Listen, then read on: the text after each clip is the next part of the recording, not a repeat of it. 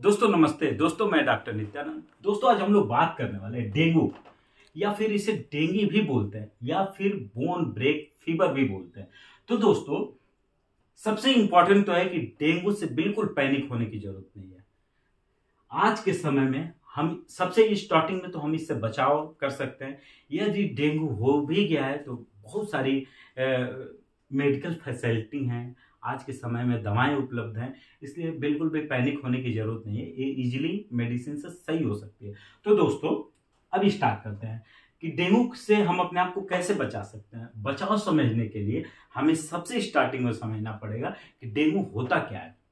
Dengue एक viral infection है, viral infection जो कि ट्रांसमिट होता है एक मॉस्किटो जिसका नाम है एडिज एजिप्टाई। ये मॉस्किटो क्या करती है, इसको फैलाने का काम करती है, एक व्यक्ति से दूसरे व्यक्ति में फैलाती है। अब इसको एक एग्जाम्पल के तौर पे हम देखते हैं। एक ये व्यक्ति है, इसको डेंगू पॉजिटिव है, पॉजिटिव व्यक्ति है। दूसरा यहीं पे व्यक्ति है जो कि डेंगू निगेटिव है, मतलब ये एक नॉर्मल व्यक्ति, इसको डेंगू वगैरह कोई सिम्टम्स नहीं है। अब क्या हो गया कि ये डेंगू पॉजिटिव व्यक्ति को ये मॉस्किटो, एक फीमेल मॉस्किटो होती है, ये भी मतलब थोड़ा डिटेल में मैं बता दिया कि एक फीमेल मॉस्किटो होती है। ये क्या किया कि बाइट किया, सबसे पहले इसको बाइट किया।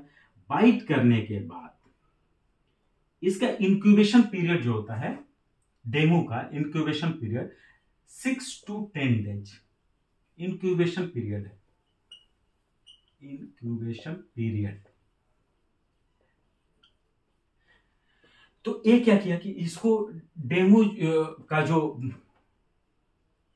इसको एडिज एजिप्टाई ने बाइट किया। बाइट करने के बाद जब ये प्रोसेस होता है वो उसके सलाइवा से होते हुए उसके जीआई ट्रैक्ट में चला गया। फिर दूसरे व्यक्ति को जब वो फिर वही मॉस्किटो बाइट करता है तो क्या होता है, ये डेंगू पॉजिटिव हो जाता है।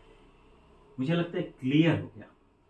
अब ये क्या किया, तो सिंपल सी बात है कि इसको फैलाने का काम किसने किया, ये मॉस्किटो ने फैलाया, मॉस्किटो ने फैलाया। ट्रांसमिट किसके द्वारा हुआ, मॉस्किटो के द्वारा, न कि डायरेक्ट मेन टू मेन में ट्रांसमिट हुआ। ट्रांसमिट करने का काम इसने किया। अब बात करेंगे कि हम कैसे पहचाने कि इस व्यक्ति को, क्या जितने भी फीवर के पेशेंट आते हैं क्या हम सबका जांच करवाते हैं? बिल्कुल भी नहीं। डेंगू का सारे पेशेंट का जांच नहीं करवाते। हमारे पास कुछ ऐसे लक्षण पेशेंट लेके आता है जिससे हमको थोड़ा सा वो होता है कि हाँ इसको डेंगू हो सकता है। उस सिम्टम्स क्या होते हैं, लक्षण क्या होते हैं, इस पे भी हल्का सा डिस्कस कर लें। पहला सिम्टम्स तो हो गया फीवर। फीवर जो होगा 104 फ़ारेनहाइट, मतलब ज्यादा फीवर रहेगा। ये कैसे पता चलता है हम लोगों को, थर्मामीटर से जब उसको चेक किया जाता है तो हम लोग समझ जाते हैं कि इसको, तो उससे पता चलता है कि इसका फीवर ज्यादा है। साथ में उसको चिलीनेस रहेगा, मतलब ठंडा लगेगा। फ्रंटल हेडेक, मतलब सर में पेन होगा, उसको भी स्पेसिफाई करते हैं और स्पेसिफाई करते हैं। उससे इंपॉर्टेंट है behind eye ball, behind eye ball मतलब आंखों के, ये जो आंखें हैं इसके पीछे उसको सीवियर पेन होता है।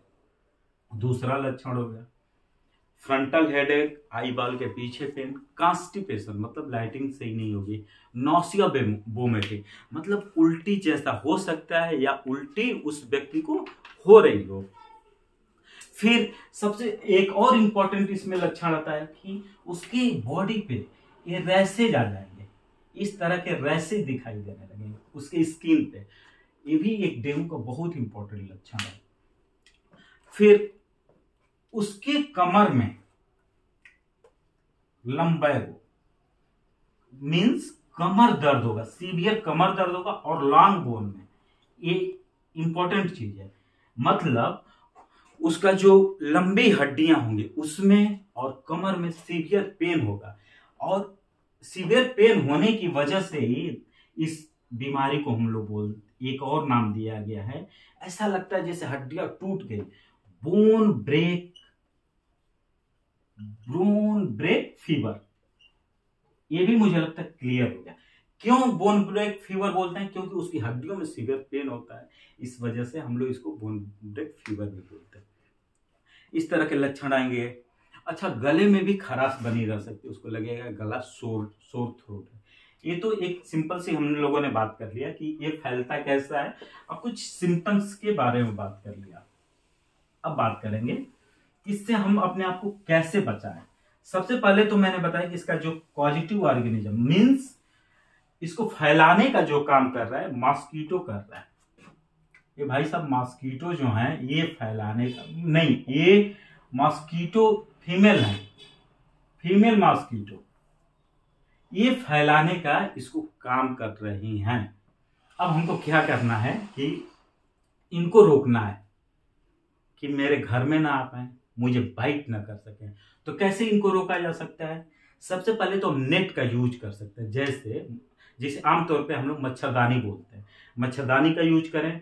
हम बाहर में मच्छरदानी तो लेके जा नहीं सकते हैं, हमें काम भी करना है, स्पेशली डे बाइट होता है, डे बाइट, ये भी महत्वपूर्ण है। डे बाइट मतलब दिन में काटती हैं।